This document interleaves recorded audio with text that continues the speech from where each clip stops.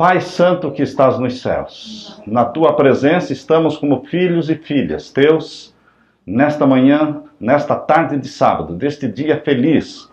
Já estivemos de manhã na Tua presença, Te louvando, e agora Te agradecemos porque o Espírito Santo nos trouxe aqui no meio da natureza, para estudarmos da Tua palavra. Amém. Abençoa aqueles que vieram de longe, aqueles que vieram de perto, derrama o Espírito Santo sobre cada um, recompensa a fé, honra a fé que cada um demonstrou em tomar planos e tomar a decisão de estar aqui para abrirmos a Tua palavra, para estudarmos as Tuas profecias. Amém. Que o Senhor derrame o Espírito Santo sobre o estudo, sobre a minha mente e sobre a mente de cada irmão em Cristo Jesus. Amém. E que o nome de Jesus seja exaltado acima de tudo e acima de todos, nesta tarde, para a honra e glória do Teu nome.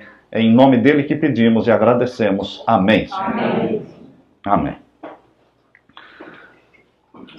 Eu quero agradecer de coração o convite e o privilégio de estar com os irmãos participando do estudo da Palavra de Deus. A Palavra de Deus é maná e é a água da vida. Aquilo que Deus foi para o povo de Israel no deserto, por 40 anos eles estiveram ali e Deus era um maná para eles.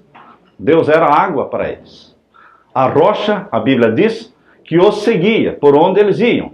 Abra a sua Bíblia em Corinto, na carta que Paulo escreveu aos Coríntios.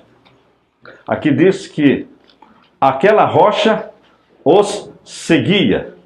É esse texto que me impressiona, irmãos. 1 Coríntios capítulo 10. Primeira carta aos Coríntios capítulo 10 e o verso 4. Primeira carta aos Coríntios capítulo 10 e o verso 4. Diz assim: e beberam todos de uma mesma bebida espiritual, porque bebiam da pedra espiritual que os seguia, e a pedra era Cristo. Não era somente a nuvem que os seguia, a nuvem que fazia sombra para o dia, e a nuvem que se tornava uma coluna de fogo à noite. Não era somente a nuvem que os seguia. Aqui diz que a pedra os seguia. A rocha que fornecia água, a rocha de onde eles bebiam, os seguia. Durante 40 anos no deserto. Onde eles iam, tinha água. Eles não beberam água só 2 vezes. O milagre da água vertendo da rocha é apresentado na Bíblia 2 vezes. Mas eles não beberam água 2 vezes em 40 anos. Eles viajaram pelo deserto e a rocha os seguia, assim como a coluna de nuvem os seguia, a coluna de fogo os seguia e o maná os seguia. Onde eles iam, existia o maná. Queridos, Jesus Cristo é tudo em todos. Jesus é a nossa água, Jesus é o nosso maná, nosso pão, Jesus é o nosso protetor, é a sombra que nos protege do sol, é a luz que nos ilumina e que nos aquece. Jesus é tudo em todos. A nossa maior paixão tem que ser Jesus. E o livro de Daniel e de Apocalipse contém as profecias de Jesus para o tempo do fim. Por isso é importante o estudo do livro de Daniel e de Apocalipse, porque as profecias são para o tempo do fim.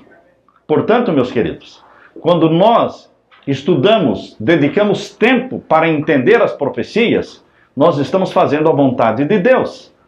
Porque as profecias vão firmar a nossa fé, fortalecer a nossa fé, firmar os nossos pés no caminho da verdade, na igreja remanescente.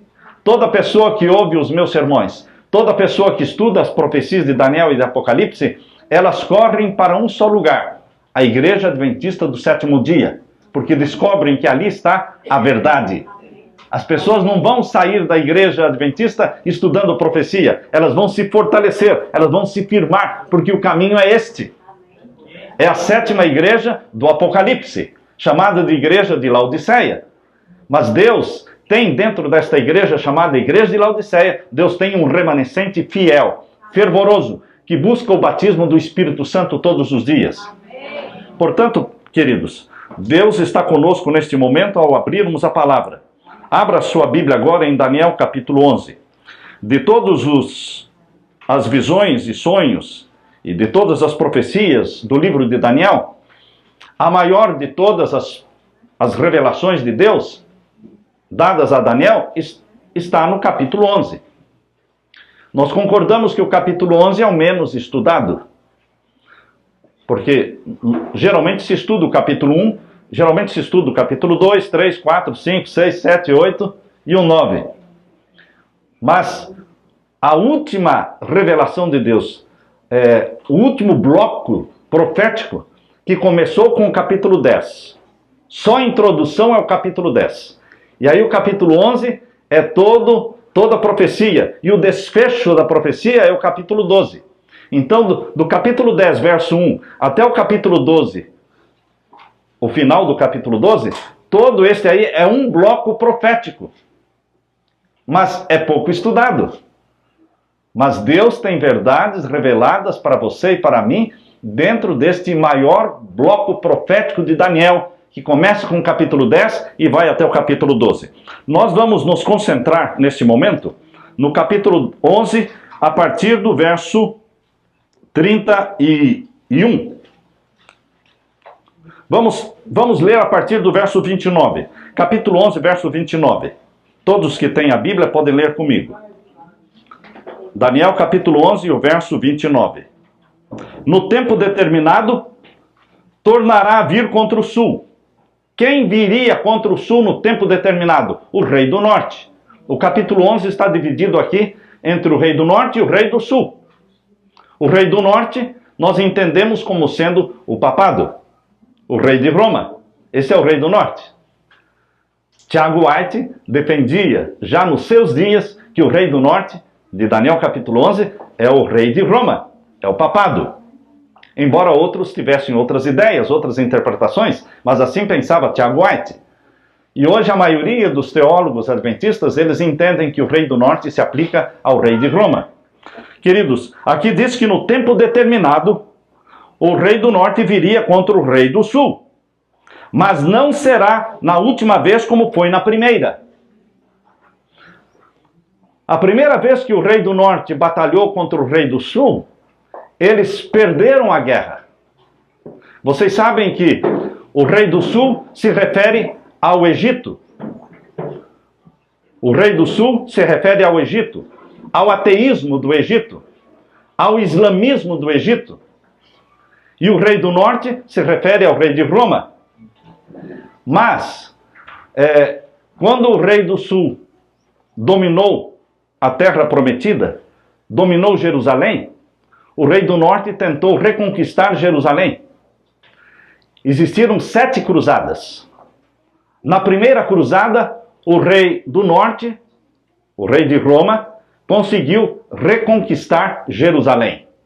Mas na segunda cruzada, eles perderam Jerusalém de novo para o rei do sul, representado pelo islamismo. A terceira cruzada eles perderam, a quarta, a quinta, a sexta e sétima. Todas as cruzadas eles perderam, só ganharam a primeira. Então Jerusalém continuou sendo dominada pelos muçulmanos, pelo islamismo. O islamismo é uma religião que adora Alá. E muitos entendem que Alá seja o mesmo Deus de Abraão. Mas o Deus de Abraão não é Alá. O Deus de Abraão é Jeová, é Yahvé. YHWH, é o Deus criador dos céus e da terra. É um Deus que declara que Jesus Cristo, nascido da Virgem Maria, gerado pelo Espírito Santo, é filho dele. Enquanto que Alá não admite ter filho nenhum. O Jeová da Bíblia, criador dos céus e da terra, diz que aquele que foi gerado no ventre da Virgem Maria é filho do Altíssimo. É filho de Deus. Porque Deus amou o mundo de tal maneira que deu o seu Filho unigênito, para que todo aquele que nele crê não pereça, mas tenha vida eterna. Então o Deus criador dos céus e da terra, o Deus de Abraão, de Isaac e de Jacó, ele tem um filho que se manifestou na terra, na forma humana, chamado Jesus. Jesus. Jesus é o nome humano do Filho de Deus que assumiu a natureza humana. Isso Alá nega. Alá nega também que Jesus morreu na cruz. No livro Alcorão, escrito por Maomé, escrito por seguidores de Maomé, porque Maomé ele não sabia ler nem escrever. Então outras pessoas escreveram para ele. E ali no Alcorão diz que Jesus não morreu na cruz. Os judeus pensaram que ele tinha morrido, mas ele não morreu. Então, o islamismo nega que Jesus é filho de Deus. O islamismo nega que Jesus morreu na cruz. Este é o centro, este é o foco central do evangelho do nosso Senhor. A morte dele na cruz para a salvação dos nossos pecados. Então, queridos, o islamismo, que adoradores sinceros de Alá, Deus tem muitas pessoas sinceras no islamismo, mas eles estão representados aqui em Daniel capítulo 11 pelo rei do sul. O rei do sul é que dominou a Palestina, dominou o Egito e dominou toda aquela área do norte da África e do Oriente Médio, está dominada pelo rei do sul, que é o islamismo, que é uma religião que poderemos dizer que é a religião que mais cresce no mundo hoje, é o islamismo. Quem começa a observar o crescimento do islamismo, é fácil pensar que ele vai dominar o mundo. Mas a profecia está dizendo que ele não vai dominar o mundo. Quem vai dominar o mundo é o rei do norte. E o rei do norte é o rei de Roma, é o papado. Por isso diz aqui no capítulo 11, verso 29.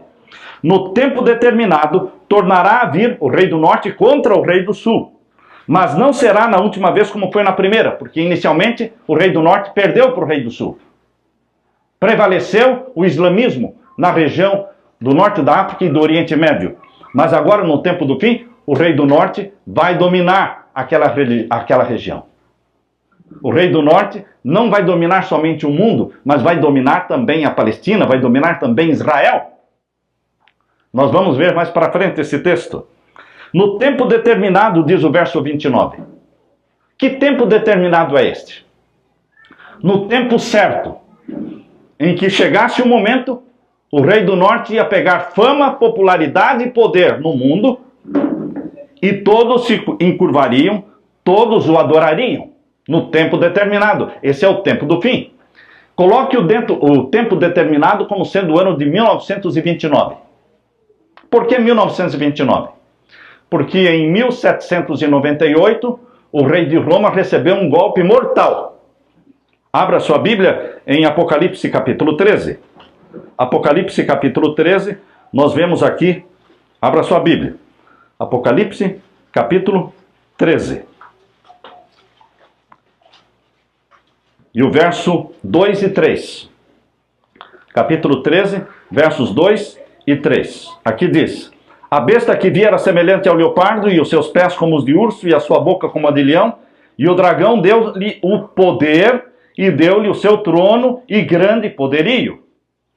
Então esta besta que subiu do mar, tem 7 cabeças e 10 chifres, no verso 1 explica isso, 7 cabeças e 10 chifres.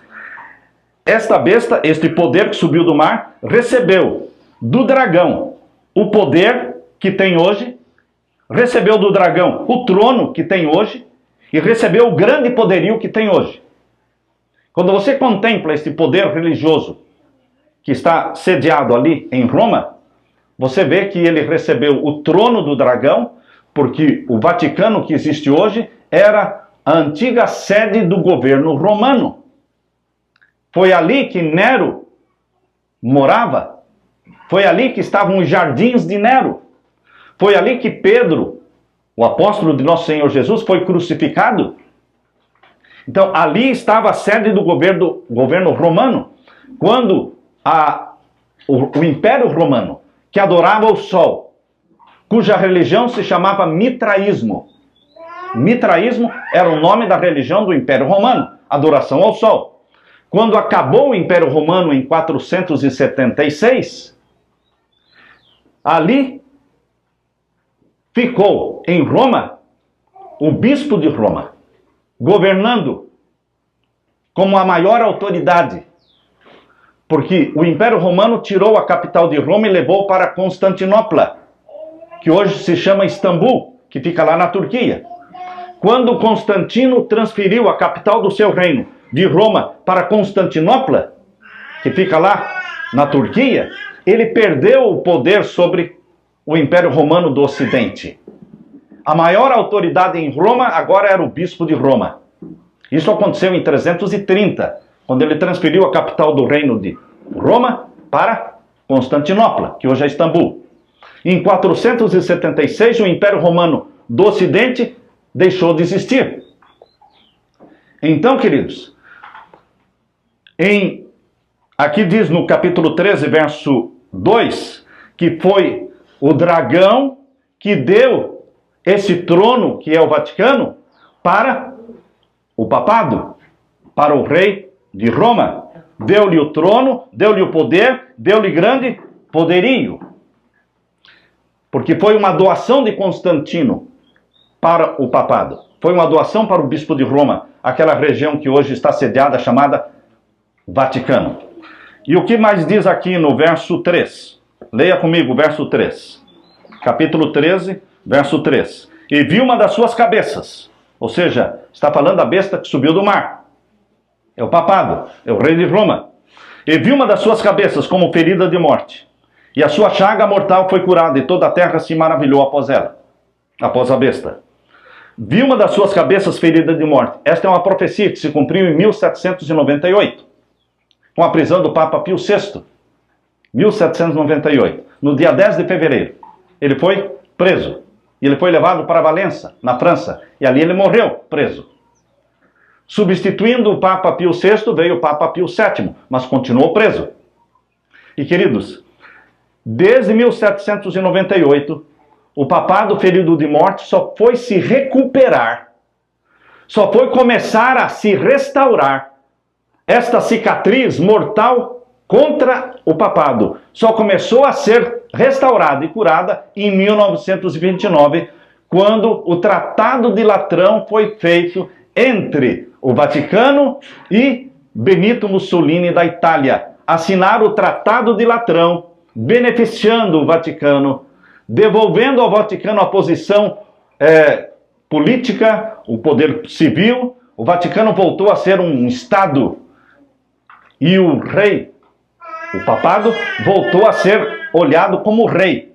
Durante esse período em que o papado foi atingido pela ferida mortal em 1798 até 1929, o bispo de Roma deixou de ser rei.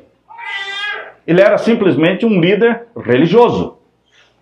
Perderam os estados papais, que eram 20 cidades que rendiam impostos para o rei de Roma. Mas em 1929, ele recuperou este poder através do Tratado de Latrão. Por isso que a data de 1929 é importante.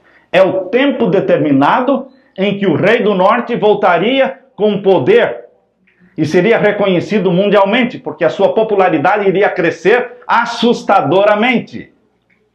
De 1929 para cá, o papado cresceu em poder, em autoridade, em popularidade. E hoje está num clímax tal que ninguém ousa falar ou pregar contra o rei de Roma. Porque todos os príncipes e reis e rainhas do mundo estão se curvando diante do rei de Roma.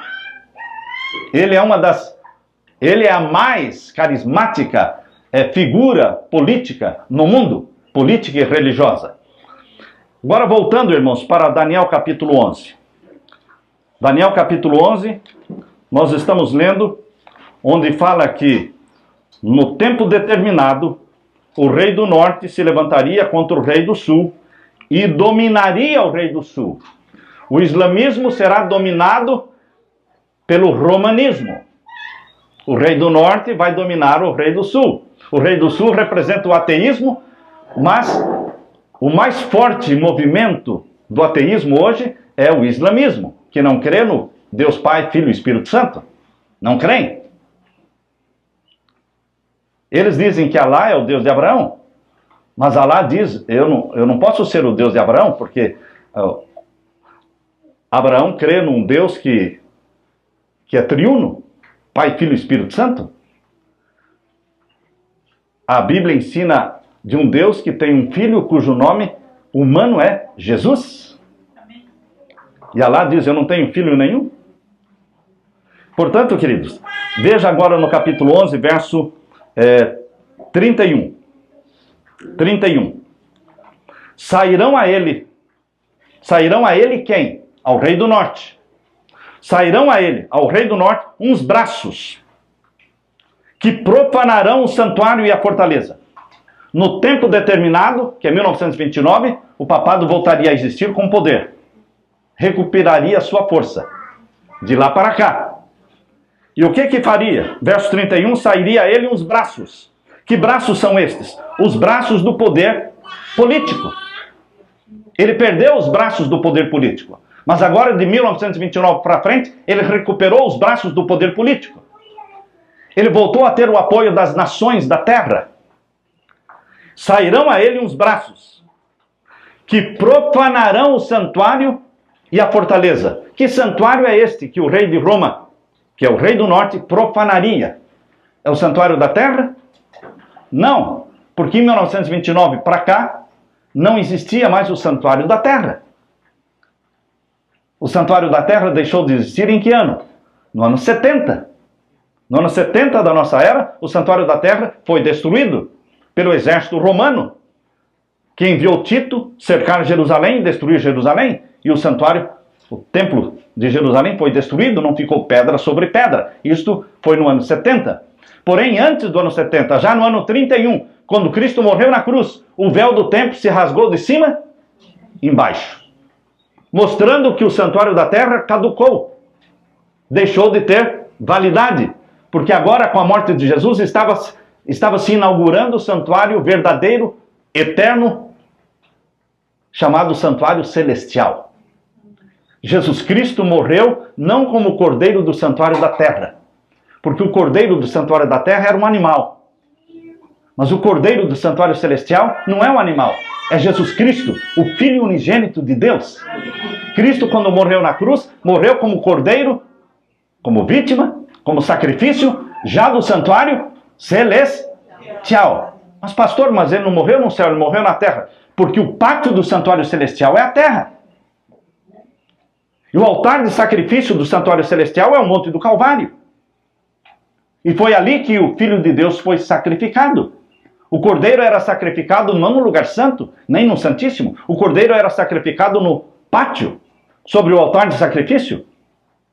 Lá no céu não existe um pátio para o santuário celestial, porque o pátio é o planeta Terra, onde está o altar de sacrifício, onde morreu o Filho de Deus. Por isso, em Apocalipse capítulo 11, irmãos, em Apocalipse capítulo 11, quando Deus diz para o povo de Deus, percebam que o capítulo 10 fala do surgimento da igreja adventista, o capítulo 10 de Apocalipse fala do nascimento e do surgimento do movimento adventista, colocado na profecia por Deus, nasceu dentro de um calendário profético criado por Deus, o movimento adventista no capítulo 10 de Apocalipse. E percebam que o capítulo 11 está falando da mensagem que esse movimento profético deveria pregar ao mundo. Vejam o capítulo 10, verso 11. Capítulo 10, verso 11 de Apocalipse fala deste movimento que passou pela decepção de 22 de outubro de 1844. É aquela grande decepção que o movimento adventista milerita, não confundam com o movimento adventista do sétimo dia, porque era o movimento adventista milerita, de Guilherme Miller, que estava esperando a volta de Jesus para 22 de outubro de 1844. Cristo não veio. Houve uma amarga decepção, uma triste decepção. E aquela esperança que era doce como mel na boca, tornou-se amarga no ventre. Isso é o que está no capítulo 10, verso 9. Capítulo 10, verso 9 diz assim: eu fui ao anjo, dizendo-lhe, dá-me o livrinho. E ele me disse, toma-o, come-o, e ele fará amargo ao teu ventre, mas na tua boca será como mel. Essa é a esperança da volta de Jesus. Mas passou a esperança. Jesus não veio na data esperada. E se tornou uma amarga decepção. Mas ali não era o fim do movimento adventista, ali era o início. Porque Deus viu que esse movimento ia continuar estudando a Bíblia, entender a profecia, ia se tornar um movimento mundial para pregar o Evangelho e as profecias de Daniel e de Apocalipse no mundo todo. Por isso diz o verso 11, capítulo 10, verso 11. Deus falou, importa que profetizes outra vez. Ou seja, eles passaram pela decepção, mas não iam ficar fracassados, iam levantar a cabeça.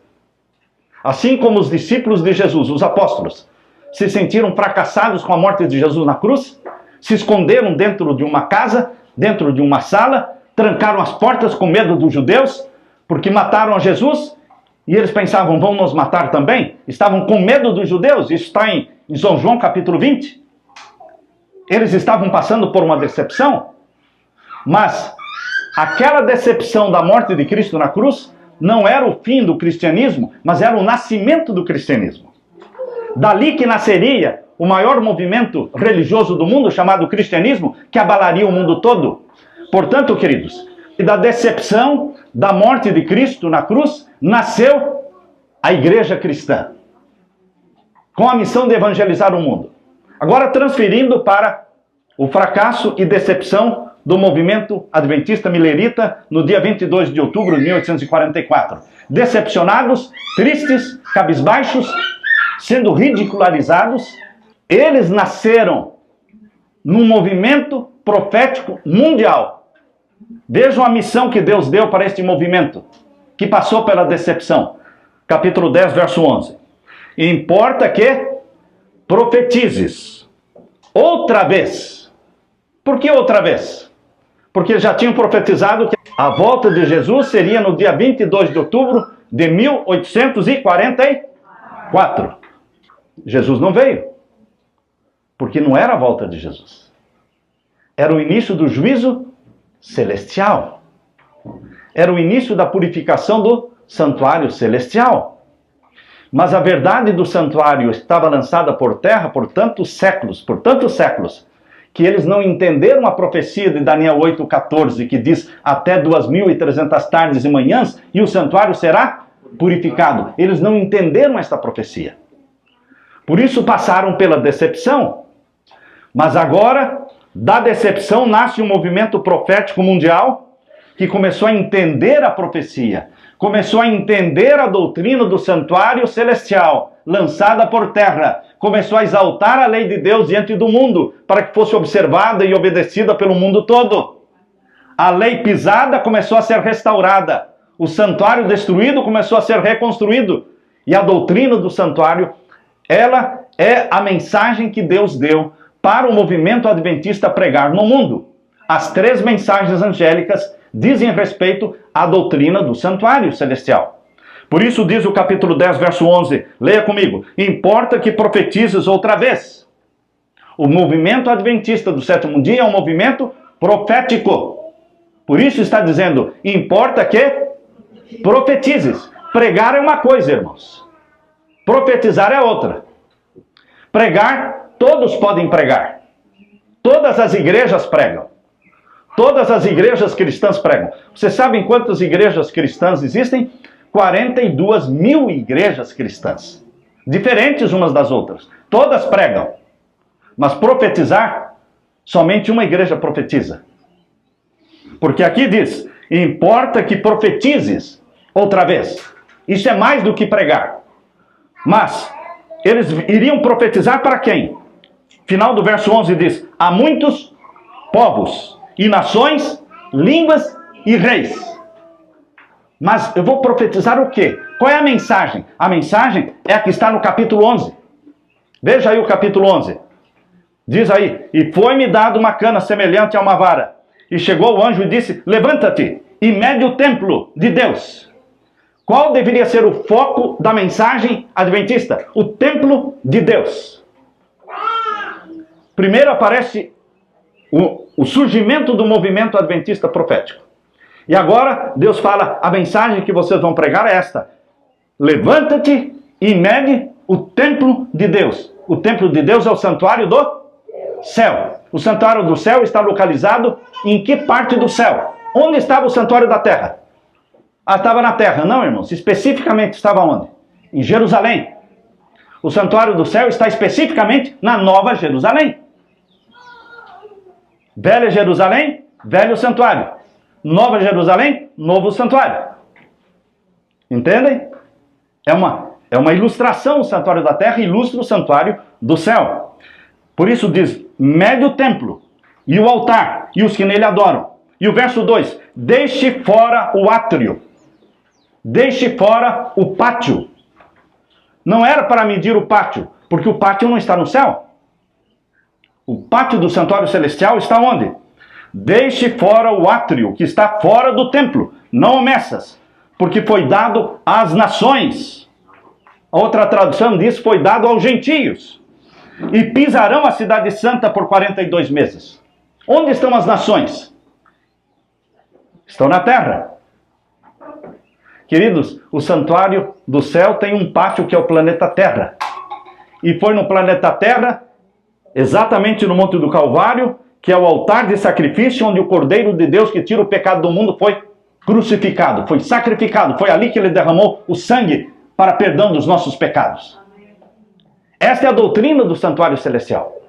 Cristo no céu é o nosso sacerdote. Cristo no céu é o nosso sumo sacerdote. Cristo no céu trabalhou no lugar santo, desde que ele subiu ao céu no ano 31 até 1844, Jesus estava trabalhando no lugar santo. É o ministério da intercessão. Mas em 1844, ele passou para o lugar santíssimo do santuário celestial e iniciou uma obra chamada obra de julgamento, chamado de juízo celestial, juízo investigativo, que começou em 1844 pelos mortos e vai passar para os casos dos vivos. Quando chegar o momento do selamento do povo de Deus, Jesus vai começar a julgar os vivos. Jesus não vai começar a julgar os vivos antes do tempo do selamento. O tempo do selamento é o tempo que virá após o decreto dominical. Quando sair o sinal da besta para ser imposto na fronte e nas mãos das pessoas, o sinal da besta, também o selo do Deus vivo vai começar a ser aplicado na mente do povo de Deus. A aplicação do selo do Deus vivo será uma obra paralela à aplicação do sinal da besta. Isso após o decreto dominical. Este será o período do selamento do povo de Deus e o selamento dos ímpios. É a obra de julgamento dos ímpios. Mas esse julgamento já começou em 1844 com os mortos. Passará para os vivos quando for aprovada a lei dominical. Queridos, essa é a mensagem que Deus quer que a sua igreja pregue. Viram que o capítulo 10 mostra o nascimento da igreja e o capítulo 11 mostra a mensagem que ela deve ser pregada? O templo celestial, cujo pátio é a terra, onde Cristo morreu. Agora volte, queridos, para Daniel capítulo 11. Volte para Daniel capítulo 11 e vamos continuar lendo. O verso 31, nós começamos lendo, e sairão a ele quem? Rei do norte. Quem é o rei do norte? Rei de Roma. Sairão a ele os braços. Que braços? Braços do poder político. Porque ele não seria só um poder religioso. Ele seria também um poder, eu estou lendo Daniel capítulo 11, verso 31. Ele não seria só um poder religioso, seria também um poder político. Ele não teria o apoio só da sua igreja de Roma, ele teria apoio de todos os reis, rainhas, príncipes e princesas do mundo. Todos estariam unindo forças com o rei de Roma. Por isso o rei do norte voltou com muita força em 1929. E ele começou a atacar o santuário. Que santuário? O santuário do céu. Como é que o papado ataca o santuário do céu? O santuário do céu é o único lugar onde você pode obter perdão. Assim como o santuário da terra era o único lugar para você obter o perdão.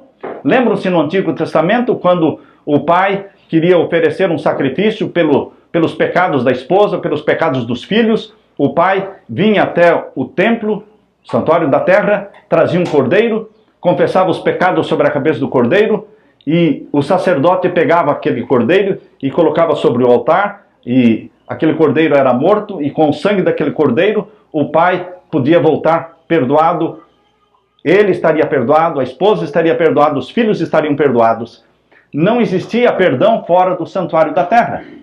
O lugar onde você deveria buscar perdão era no santuário. Tá certo? No santuário celestial, no Novo Testamento, na nova dispensação, no novo concerto, é a mesma coisa. Não existe perdão fora do santuário celestial. Se você quer obter perdão, você não o compra com dinheiro. Você o recebe de graça. Quando você se ajoelha diante de Jesus e diz: querido Jesus, eu pequei. Perdoa o meu pecado. E o sangue de Jesus te purifica de todo pecado. Porque Jesus está no santuário celestial intercedendo por você. O perdão só pode ser obtido aonde? No santuário do céu. Por isso Satanás não quer que as pessoas entendam a doutrina do santuário. Porque assim elas podem ser enganadas para irem a um padre pedir perdão, a irem a um pastor pedir o perdão, buscando perdão em qualquer lugar da terra. Não, irmãos. O perdão não existe em qualquer lugar da terra. O perdão existe no céu, no santuário do céu, na Nova Jerusalém, onde Cristo é o nosso sacerdote. Só Ele é o nosso sacerdote, não existe outro. Por isso essa mensagem tem que ser restaurada. No capítulo 11, verso 31, diz que o rei do norte, o rei de Roma, profanaria, atacaria o santuário do céu, destruindo a intercessão de Jesus e criando a intercessão dos santos. Existem milhares e milhares de santos, mas estão criando mais santos cada dia. Mais pessoas estão sendo canonizadas e aumentando a lista dos santos. E esses santos são pessoas que os crentes fiéis e sinceros católicos recorrem a estes santos pedindo ajuda, pedindo misericórdia, pedindo milagres, pedindo perdão. Queridos, o rei do norte criou um sistema que substitui o perdão que está no santuário do céu, transferindo para a terra, criando na terra aquilo que nós chamamos de confissão auricular. Confissão auricular é quando um ser humano vai até o padre e confessa os pecados ao padre, e ele, em nome de Deus, diz: você está perdoado. Ele perdoa pecados. Ele se proclama como sendo alguém que tem poder e autoridade para perdoar pecados. A pessoa não precisa mais ir a Jesus. A pessoa não precisa ir ao santuário celestial. Ele vai à igreja de Roma. Ele vai ao sacerdote romano. Ele não vai ao sacerdote Jesus.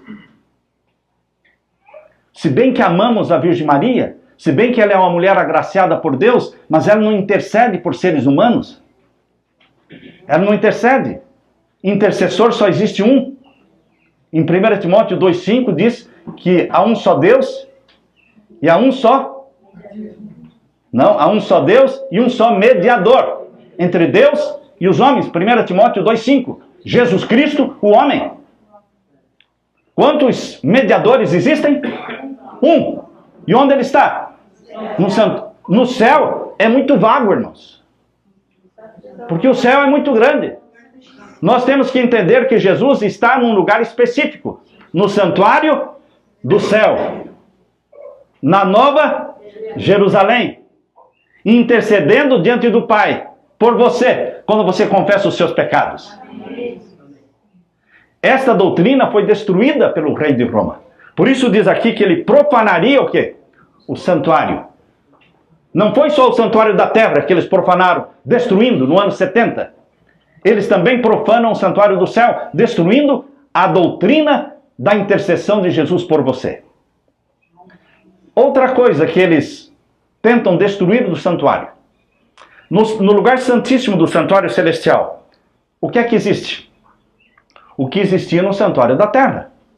O que é que existia no lugar santíssimo do santuário da terra? A arca do concerto, com os 10 mandamentos, com os anjos querubins de ouro, cobrindo a arca. No santuário do céu existe o que, queridos? Apocalipse capítulo 11, verso 19. Apocalipse capítulo 11 e o verso 19. Abra sua Bíblia. Apocalipse capítulo 11 e o verso 19. Aqui lemos: e abriu-se no céu o templo de Deus, e a arca do seu concerto foi vista no seu templo. O santuário celestial tem o lugar santo e tem o lugar santíssimo. E no santíssimo tem a arca do concerto. Não é aquela arca que estava no santuário da terra. Aquela arca foi escondida. Antes de destruírem o templo de Jerusalém, o templo de Jerusalém foi destruído mais do que uma vez. Em 586, o templo de Jerusalém, chamado Templo de Salomão, foi destruído pelo exército de Babilônia. Mas antes de destruírem o templo, os sacerdotes guardaram a arca, esconderam a arca numa caverna, para que não fosse capturada. E essa arca nunca mais foi achada. Então, queridos, no santuário do céu existe uma arca do concerto. Mas não é aquela que foi escondida. Aquela era uma cópia. Aqueles 10 mandamentos eram cópia da lei de Deus que está no céu, que não é cópia, é original. Existe no santuário do céu, no Santíssimo, a arca do concerto, diz aqui, e abriu-se no céu o templo de Deus, o santuário celestial. E a arca do seu concerto foi vista no seu templo, e houve relâmpagos e vozes, trovões, terremotos e grande saraiva. Esta doutrina do santuário que ensina que a lei de Deus não foi abolida, e ela tem 10 mandamentos que são sagrados, são eternos, porque a lei de Deus é santa, justa e boa, e é eterna porque Deus é eterno, que reflete o caráter de Deus. Esta doutrina, queridos, bíblica, de obediência aos mandamentos de Deus, está sendo anulada pelo rei de Roma. Porque o rei de Roma criou outros 10 mandamentos. E colocou no catecismo romano uma lei chamada Lei dos 10 Mandamentos, mas não são os mesmos que estão na Bíblia. Os 10 mandamentos que estão no catecismo, faltam ali o 2º mandamento da Bíblia, e faltam ali também o quê? Falta ali também o 4º mandamento que está na Bíblia. O mandamento que proíbe adorar imagens de escultura e ídolos, e se ajoelhar na frente de imagens de escultura, eles tiraram este mandamento. Não está lá no catecismo. E o mandamento que diz, lembra-te do dia do sábado para o santificar. 6 dias trabalharás, farás toda a tua obra. Mas o 7º dia é o sábado do Senhor teu Deus, nele não farás nenhuma obra. Porque em 6 dias fez o Senhor os céus, a terra, o mar e tudo o que neles há. E ao 7º dia descansou. Portanto, o Senhor abençoou e santificou o dia de sábado. Esse mandamento, que é o 4º da lei de Deus, foi tirada também do catecismo. Lá colocaram guardar domingos e festas. Portanto, irmãos, como é que o rei de Roma ataca e profana o santuário do céu? Primeiramente, destruindo a intercessão de Jesus no lugar santo do santuário celestial.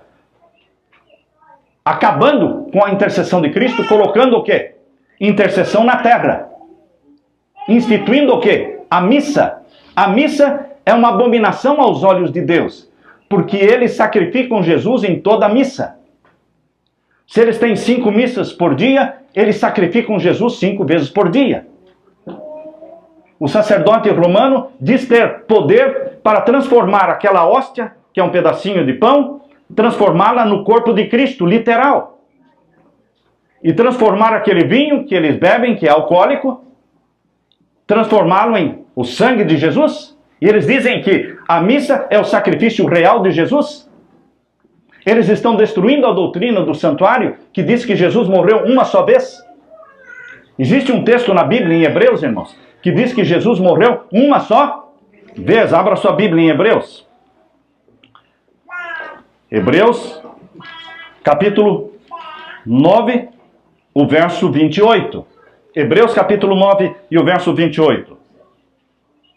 Aqui lemos. Assim também Cristo oferecendo-se, quantas vezes? Uma vez, para tirar os pecados de muitos.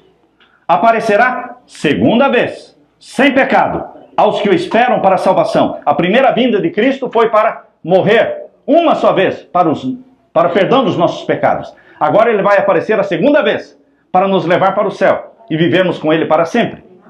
Então, queridos, quando o rei de Roma instituiu a missa, a confissão auricular, e conduz as pessoas para a confissão auricular, para o sacerdote romano, para buscar perdão ali, ele está escondendo Jesus como intercessor. Ele está colocando uma cortina para que as pessoas não enxerguem a doutrina do santuário celestial, onde Cristo intercede pelos que o buscam. Por isso que em Daniel capítulo 11 diz que o rei do norte atacaria o santuário. Quando? A partir do momento em que ele voltasse a ser rei na terra. A partir do momento em que ele voltou a ser rei, foi em 1929, quando ele voltou a ser rei. Volte agora, queridos, para Daniel capítulo 11. Vocês estão vendo que nós estamos estudando o verso, palavra por palavra, e vamos buscando na Bíblia outros textos da Bíblia que comprovam que o rei de Roma atacou o santuário do céu. Capítulo 11 de Daniel, vamos continuar lendo o verso 31. Sairão a ele os braços que profanarão o santuário e a fortaleza. Além de profanar o santuário, diz aqui que ele tiraria o contínuo sacrifício. O contínuo sacrifício é a contínua intercessão de Jesus pelos nossos pecados. Isso foi obliterado, isso foi apagado da mente do povo. Aqui lemos: não somente tiraria o contínuo sacrifício, mas estabeleceria o quê? A abominação desoladora. Estabeleceria a abominação desoladora. Quem estabeleceria a abominação desoladora? Quem? O rei do norte. Quem é o rei do norte? O rei de Roma. Profanaria o santuário, destruindo a doutrina do santuário, e estabeleceria a abominação desoladora. O que é mais abominável aos olhos de Deus, irmãos? O santuário tinha 3 fases, 3 etapas: pátio, santo e santíssimo. Qual era o lugar mais sagrado? O santíssimo. E o que é que existia no santíssimo? A arca. O que é que existia dentro da arca? Quando você olha para o pátio, para o lugar santo e para o santíssimo, o que é que você pensa que seja a maior abominação desoladora aos olhos de Deus? É quando o papado atingisse diretamente o santíssimo do santuário celestial, destruindo a lei de Deus, abolindo o sábado, o 4º mandamento da lei de Deus, instituindo no lugar do santo dia do Senhor um dia espúrio, um dia falso como adoração, como de santificação, de observância. A instituição do decreto dominical é a abominação desoladora dos últimos dias. Vou repetir. A instituição do decreto dominical, da lei dominical, é a abominação desoladora dos últimos dias. E está tudo aqui em Daniel capítulo 11, verso 31. Eles destroem todo o sistema do santuário. Eles destroem o sistema da intercessão de Jesus, da contínua intercessão de Jesus, do mediador que é só Jesus. E eles estabelecem a abominação desoladora, colocando o domingo no lugar do sábado. Isso será instituído de uma forma mundial. Esse decreto dominical sairá dos Estados Unidos, mas ele vai se espalhar pelo mundo todo. E quando isso acontecer, a lei de Deus terá sido abolida na face da terra. Quando isso acontecer, Deus, como Criador dos céus e da terra, cujo caráter está refletido na lei dele, Deus terá sido banido da face da terra. Quando vier o decreto dominical e Deus sendo banido da face da terra e sendo adorado o rei de Roma no lugar de Deus, Criador dos céus e da terra, Deus vai demonstrar o seu desagrado, a sua desaprovação, e vai reter as chuvas. Lembram-se vocês que quando Israel abandonou Deus e começou a adorar Jezabel, quando Jezabel, a representante do Deus Sol, a representante do Deus Sol era Jezabel no tempo de Acabe, quando o povo estava adorando Jezabel, que tinha os seus profetas, Deus mostrou o seu desagrado retendo o quê? As chuvas. E que por 3 anos e meio não choveu. Agora também, quando o decreto dominical for instituído e a lei de Deus for abolida, Deus vai demonstrar o seu desagrado e vai reter a chuva. Abra sua Bíblia em Apocalipse capítulo 11. Apocalipse capítulo 11, nós vemos aqui esse texto. Apocalipse 11 de Apocalipse, vamos ler o verso 3 em diante. Capítulo 11, verso 3, diz: E darei poder às minhas 2 testemunhas, E profetizarão 1260 dias vestidas de saco. Quando a lei de Deus for abolida da terra, as testemunhas de Deus estarão vestidas de saco, sendo perseguidos, sendo caluniados. Isso representa o povo de Deus. Isso representa o Antigo e o Novo Testamento. Isto representa as duas tábuas de pedra. As duas testemunhas de Deus também são as duas tábuas de pedra, com os 10 mandamentos. Numa tábua de pedra tem 4 mandamentos que falam do amor a Deus. Na outra tábua de pedra tem 6 mandamentos que falam do amor ao próximo. Quando as duas tábuas de pedra, as duas fiéis testemunhas de Deus forem abolidas na terra, isso vai durar 1260 dias. Que também no verso 2 diz que são 42 meses. Estão vendo aí no verso 2? Pisarão a cidade santa por quanto tempo? 42 meses. A cidade santa é a Jerusalém. Jerusalém é a cidade santa. Ela será pisada pelo rei de Roma. Ela será dominada pelo rei de Roma por 42 meses. E durante esses 42 meses, as duas testemunhas de nosso Senhor Jesus Cristo estarão vestidas de saco, sendo perseguidas, porque foram abolidas. Você pode entender, sim, essas duas testemunhas, como Antigo e Novo Testamento, como o povo de Deus sendo perseguido, mas entenda também como sendo as duas tábuas do testemunho. As duas tábuas do testemunho, que serão abolidas. E aqui diz, queridos, no verso 3, darei poder às minhas duas testemunhas e profetizarão por 1260 dias, vestidas de saco. Estas são as duas oliveiras e os 2 castiçais que estão diante do Deus da terra. E se alguém lhes quiser fazer mal, fogo sairá da sua boca e devorará os seus inimigos. E se alguém lhes quiser fazer mal, importa que assim seja morto. Os inimigos do povo de Deus serão mortos. E o verso 6. Estes têm poder, estas duas testemunhas, têm poder para fechar os céus. Para quê? Para que não chova. Quando? Nos dias da sua profecia. Quais são os dias desta profecia? 1260 dias, 42 meses. Esse é o contexto de Apocalipse capítulo 11. Nesse tempo, Deus vai reter as chuvas, porque chuva na Bíblia é símbolo da bênção de Deus. A chuva temporânea, a chuva serôdia, são símbolos da bênção de Deus derramando o Espírito Santo sobre você, sobre a sua igreja. E a chuva para fazer crescer a semente e para amadurecer o grão, chuva sempre na Bíblia é símbolo de bênção de Deus.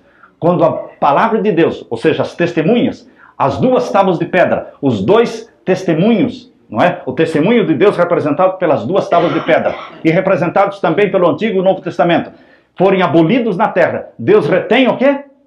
As chuvas. Como aconteceu nos dias de Jezabel, pela profecia de Elias, que orou e que por 1260 dias não choveu. 3 anos e meio. Esse é o período em que o rei de Roma vai estar dominando a cidade santa, Jerusalém, colocando ali o seu trono. Jerusalém será dominada pelo rei de Roma.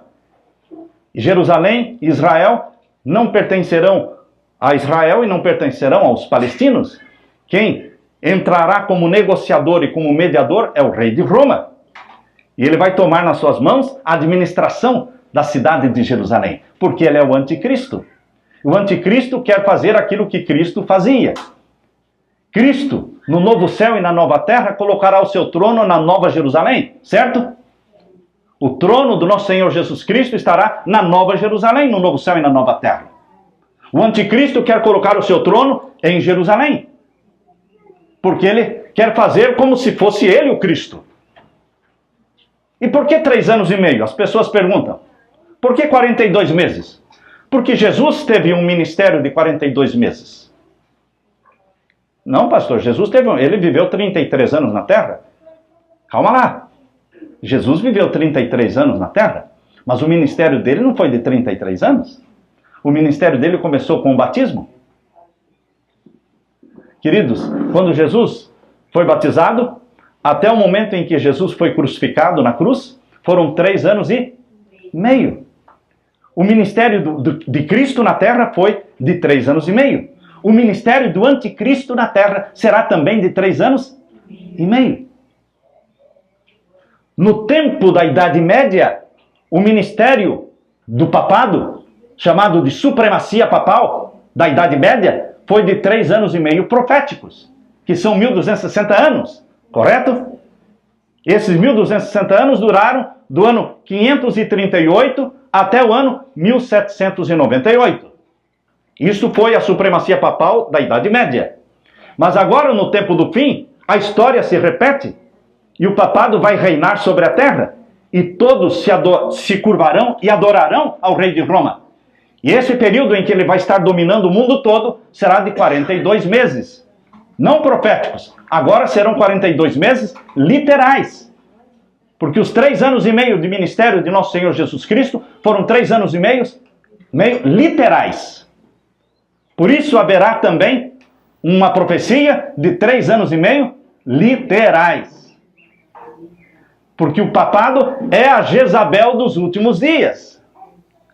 Aquela figura de Jezabel no tempo de Elias, ela se levanta agora no tempo do fim como sendo a Jezabel espiritual, fazendo o povo de Deus adorar imagens. Portanto, meus queridos, aqui está mencionando que nesse tempo das profecias, estão lendo o verso 6, capítulo 11, verso 6? Estes têm poder para fechar o céu, para que não chova, quando? Nos dias da sua profecia. De quanto tempo é a profecia? Verso 3 e verso 2 diz de quanto tempo é. 42 meses, que são 1260 dias. Estes têm poder para fechar o céu para que não chova nos dias da sua profecia. E tem poder também sobre o quê? Sobre as águas para convertê-las em sangue. Quando vai acontecer isso? Nas pragas. No período das pragas, as águas se converterão em sangue. Mas o povo de Deus vai ter água para beber e pão para comer. Mas os ímpios não terão, porque eles terão sangue. Mas o povo de Deus será protegido. Agora volte para Daniel capítulo 11, irmãos. O capítulo 11 de Daniel e o capítulo 11 de Apocalipse. Será que é por coincidência que os dois são capítulo 11? Vocês acham que na Bíblia existe coincidência? Ou na Bíblia existe providência? O capítulo 11 de Daniel, sendo estudado com o capítulo 11 de Apocalipse, abre diante dos nossos olhos a mensagem que Deus deu para a igreja da profecia, para o movimento profético dos últimos dias, pregar ao mundo. E aqui diz no capítulo 11 que depois de instituir a abominação desoladora, verso 31, o verso 32 agora fala o quê? Aos violadores do concerto. Quem são os violadores do concerto? O concerto do nosso Senhor Jesus Cristo, dele como nosso sacerdote, advogado e salvador. Aqueles que violarem esse concerto, aceitando o concerto com Roma, abandonam o concerto com Jesus e aceitam um concerto com Roma, fazem um compromisso com Roma. As igrejas evangélicas e protestantes do mundo estão virando as costas para Jesus e estão correndo para Roma. Vocês estão assistindo os jornais? Vocês estão vendo os líderes evangélicos e carismáticos dos Estados Unidos? Eles representam os líderes evangélicos do mundo todo. Eles estão abraçando o Papa. O Papa está estendendo os braços para recebê-los como os irmãos que traíram José. No vídeo que ele mandou através de Tony Palmer já morreu. Mas no vídeo que ele enviou através deste bispo anglicano, Tony Palmer, e ele mandou para os líderes evangélicos e carismáticos dos Estados Unidos um vídeo dizendo que ele era o irmão José, o mais velho, e que os irmãos que o traíram voltaram para José, e José os perdoou, e houve união entre eles. Só que no vídeo, queridos, os evangélicos são os traidores, representados pelos irmãos de José, e o José é representado no vídeo pelo rei de Roma. E todos aplaudiram e todos ficaram contentes com a mensagem. Queridos, será que Martinho Lutero é o traidor? Será que os protestantes que existem na face da terra são os traidores? queridos, nós pregamos o evangelho eterno do nosso Senhor. Mas o ecumenismo está colocando as pessoas sob o poder de Roma. Por isso que diz o capítulo 11, verso 32, aos violadores do concerto, aqueles que abandonarem o concerto que ensina que Jesus é o mediador. Salvação e perdão só existem no santuário do céu e pelo sangue de Jesus. Os que abandonam este concerto são chamados aqui violadores do concerto. Porque eles fizeram agora um concerto com Roma. Lembrem-se, irmãos, que quando Jesus veio a primeira vez e nasceu nesta terra, viveu aqui, e quando ele foi condenado pelos líderes judeus. Porque os líderes judeus que estavam liderando a igreja de Deus, eles estavam comprometidos com Roma. Anás e Caifás estavam comprometidos mais com Roma do que com Israel. Traíram o povo judeu e entregaram Jesus para ser morto. Eles abandonaram o concerto com Deus e fizeram um concerto com Roma na primeira vinda de Jesus. Agora, na segunda vinda de Jesus, o mundo evangélico, o mundo protestante, está violando o concerto, quebrando o concerto com Deus e voltando a fazer um concerto com Roma. Lutero morreria de vergonha se ressuscitasse e visse que a igreja luterana se uniu ao Vaticano. A igreja anglicana se uniu ao Vaticano. A igreja metodista se uniu ao Vaticano. As igrejas evangélicas e carismáticas se uniram ao Vaticano. A igreja católica ortodoxa, cujo líder é o patriarca Bartolomeu I, se uniu ao Vaticano. Só que Roma tem uma estratégia, irmãos. Lembram-se que a Síria, quando dominava um povo, eles agiam de uma forma muito cruel. Quando a Síria dominava um povo, eles tiravam o povo do seu país e levavam para uma terra bem distante. E pegavam o povo daquela terra bem distante e traziam para viver no país. Eles arrasavam e destruíam a cultura e a religião do povo que eles dominavam. Por isso as 10 tribos de Israel desapareceram. Porque foram dominados pela Síria. Mas Roma era diferente. Roma não destruía a religião do povo e nem a cultura do povo. Quando Roma dominava um país, Roma respeitava a religião, os líderes religiosos e a cultura do povo. Lembrem-se vocês que no tempo em que Jesus foi condenado e foi crucificado, quem dominava a Palestina era Roma. Mas a religião que dominava a Palestina era o judaísmo. E os líderes do judaísmo não eram romanos, eram judeus. Só que os líderes judeus estavam submissos e sincronizados com Roma. Por isso eles disseram, quando disseram que Jesus se proclamava rei, eles disseram, não temos outro rei senão César. Quem falou isso? Os líderes falaram, porque eles estavam comprometidos com Roma. Eles não acabam com as igrejas. Agora que as igrejas protestantes estão se unindo ao Vaticano, ele diz, vocês continuam com o culto de vocês. A igreja católica ortodoxa, ele disse para o patriarca Bartolomeu, você continua tudo como está. O mesmo sistema, fazendo os mesmos cultos. Vocês, a igreja anglicana, também continuam com os mesmos bispos, com os mesmos líderes, não muda nada. Só que agora vocês vão trabalhar em comum acordo conosco. Vocês não vão mais trabalhar pelo interesse do povo. Vocês vão trabalhar agora pelos interesses de Roma. As igrejas perdem a placa? Não. A igreja anglicana ainda é igreja anglicana. A igreja luterana ainda é igreja luterana. A Assembleia de Deus ainda é Assembleia de Deus. A metodista ainda é igreja metodista. O que vai acontecer com a igreja adventista? Vai continuar sendo igreja adventista. Mas o risco e o perigo, irmãos, é o compromisso com quem? Com Roma. Porque Roma usa pessoas da própria religião para agir, para atuar, como fez com Anás e Caifás. Assim será também na segunda vinda de Jesus. Por isso aqui no capítulo 11, verso 32, irmãos, diz, aos violadores do concerto. As pessoas leem isso aqui, quando leem, porque a maioria nem lê este verso. E quando leem, passam batido, rapidinho. Não, irmãos, parem e meditem nisso aqui. Aos violadores do concerto.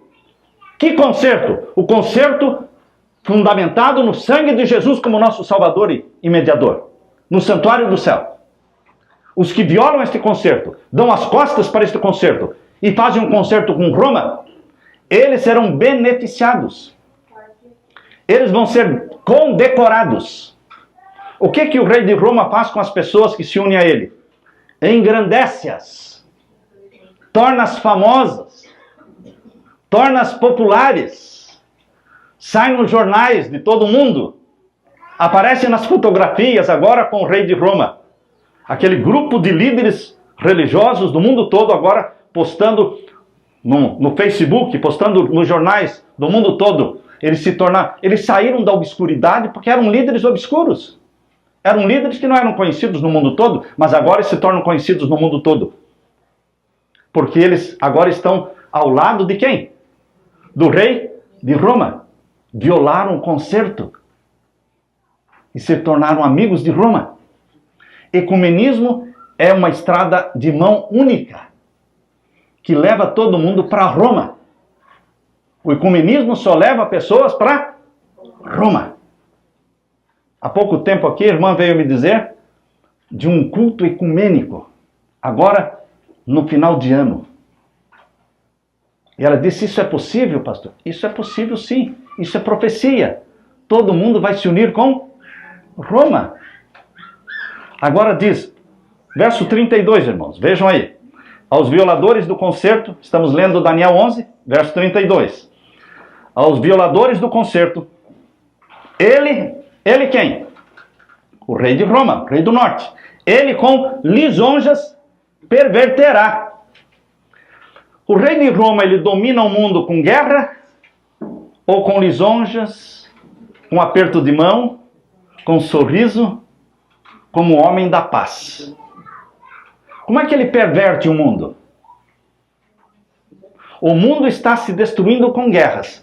Mas o rei de Roma sempre está sorrindo e falando de amor, de misericórdia, de bondade, de união, de amor fraternal. Aos violadores do concerto, ele, o rei de Roma, com lisonjas perverterá. Não é com guerra. Não é com guerra. E o que mais diz aí? Mas o povo, estão lendo comigo? Mas o povo que conhece o seu Deus se esforçará e fará proezas. Existe um povo que não vai violar o concerto. Que vai ficar firme com Jesus, que é o Cristo, e não firme ao lado do anticristo. Mas o mundo todo vai estar do lado do anticristo. E o verso 33, irmãos. E os entendidos entre o povo. Quem são os entendidos entre o povo? Capítulo 12 explica, irmãos. Capítulo 12 explica quem são os entendidos. Uma página para frente, no capítulo 12, diz o verso 3, né? Verso 3, capítulo 12, verso 3. Os entendidos, pois, resplandecerão como o resplendor do firmamento. Os entendidos em física, em biologia, em ciência, ou os entendidos na profecia da palavra de Deus. Quem são os entendidos de Daniel? É o remanescente de Deus, que entendem a profecia, que ousa pregar a mensagem do santuário celestial. Os entendidos, pois, resplandecerão como o resplendor do firmamento, e os que a muitos ensinam a justiça. Não adianta você entender e não pregar. Você tem que ensinar, você tem que pregar. Os que a muitos ensinam a justiça refugirão como o quê? Como as estrelas, sempre e eternamente. Amém. E tu, Daniel, fecha estas palavras e sela este livro até o fim do tempo. Muitos correrão de uma parte para outra, e a ciência se multiplicará. Que ciência iria se multiplicar no tempo do fim? Não a ciência do iPad, do iPod, do iPhone. Não, irmãos. É a ciência profética. É a ciência do estudo da profecia que iria se multiplicar. E os entendidos a entendem. E os entendidos pregam. Agora vejam, queridos, no capítulo 11, verso 33, está falando dos entendidos. E os entendidos entre o povo, está falando entre o povo de Deus, não é? Ensinarão a muitos. Reuniões como esta, onde as pessoas vêm de longe, porque vocês vieram de longe, porque aqui é um lugar longe, não é?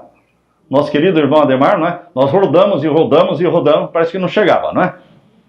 Ainda bem que o irmão Israel colocou ali faixas, né? Faixas na beira da estrada, faixa azul, né? Indicando o caminho para ninguém se perder, porque é longe. As pessoas se esforçam. Tem gente que vem a pé, tem gente que vem, não sei como vieram todos, porque é longe. As pessoas se esforçam. Diz aqui, olha, os entendidos entre o povo ensinarão a muitos. Todavia, o que vai acontecer com muitos entendidos que pregam a palavra de Deus? Cairão pela espada.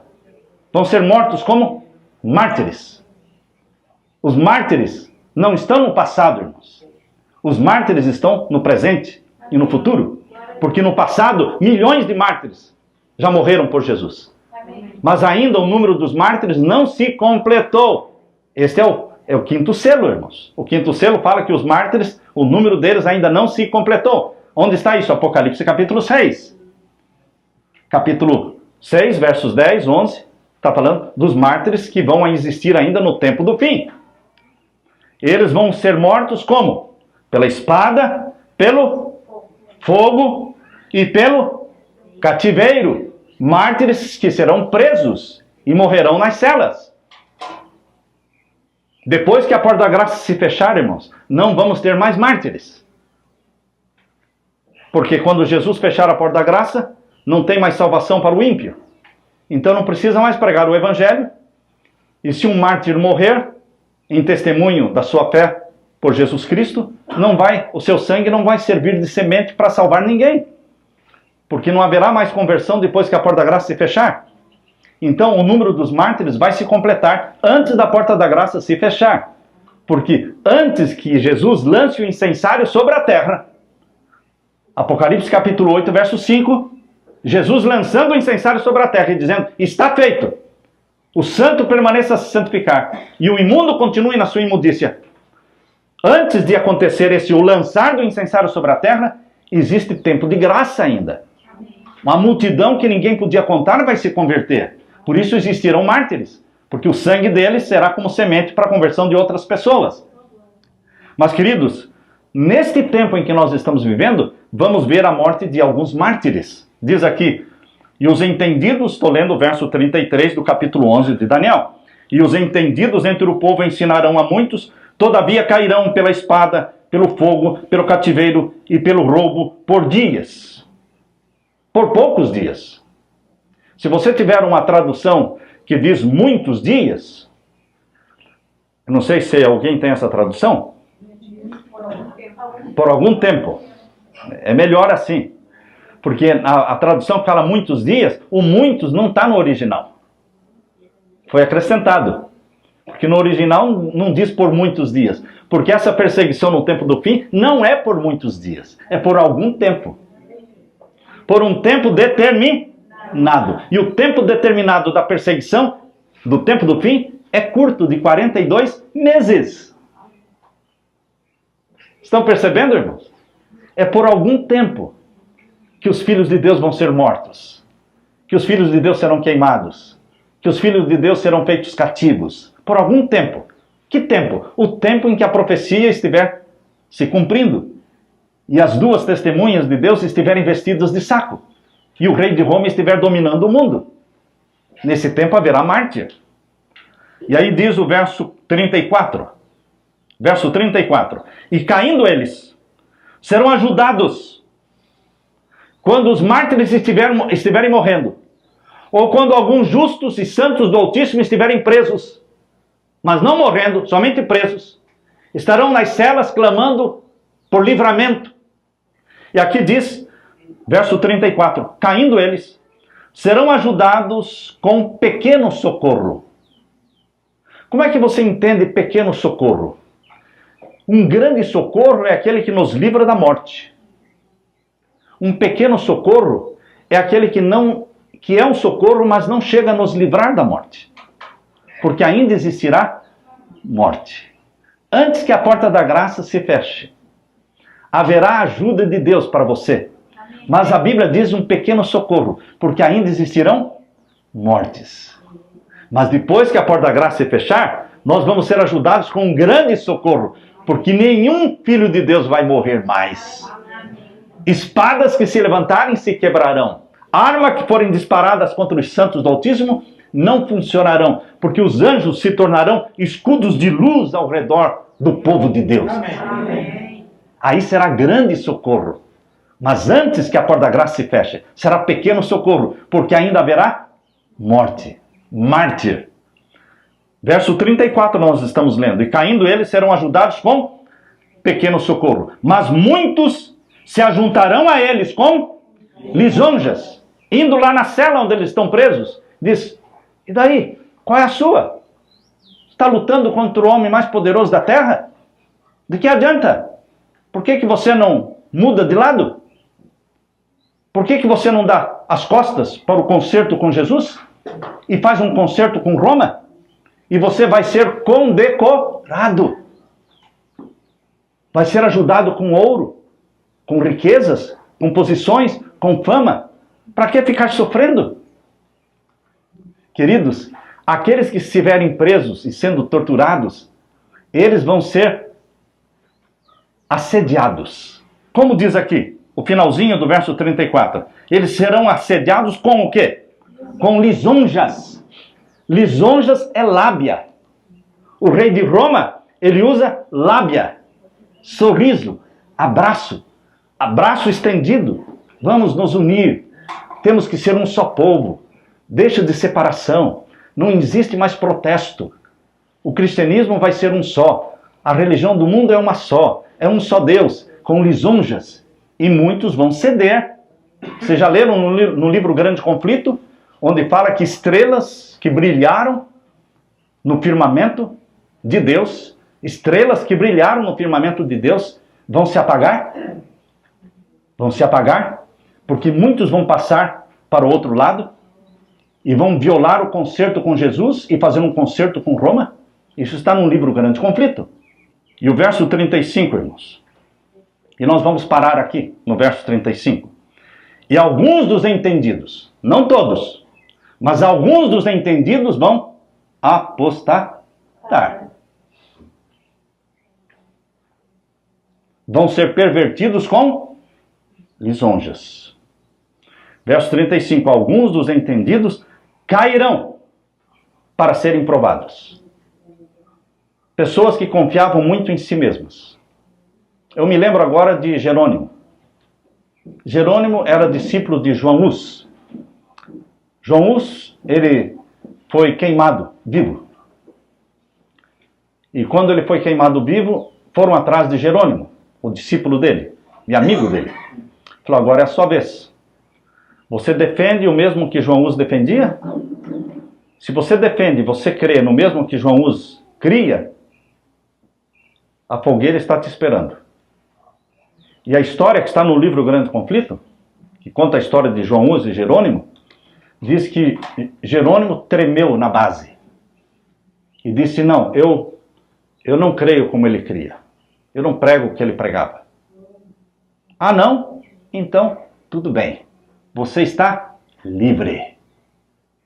E ele foi para casa livre. Livre da fogueira. Mas o Espírito Santo esteve o quê? Trabalhando no coração dele, na mente dele. E ele começou a sentir vergonha dele mesmo. Ele pediu perdão para Deus por ter renegado a fé. Ele voltou para os líderes de Roma e disse, eu menti para vocês. Porque eu prego e eu creio naquilo que João Hus pregava e cria.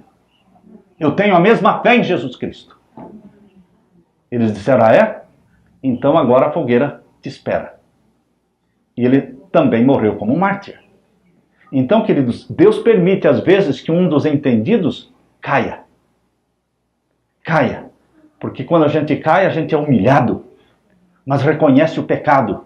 E volta e encontra perdão junto ao céu. Amém. Volta e encontra perdão junto ao santuário do céu. Onde Jesus é o nosso advogado, o nosso mediador. Não importa que você caia. Porque a glória humana, irmãos, não é nunca cair. Porque quem nunca caiu?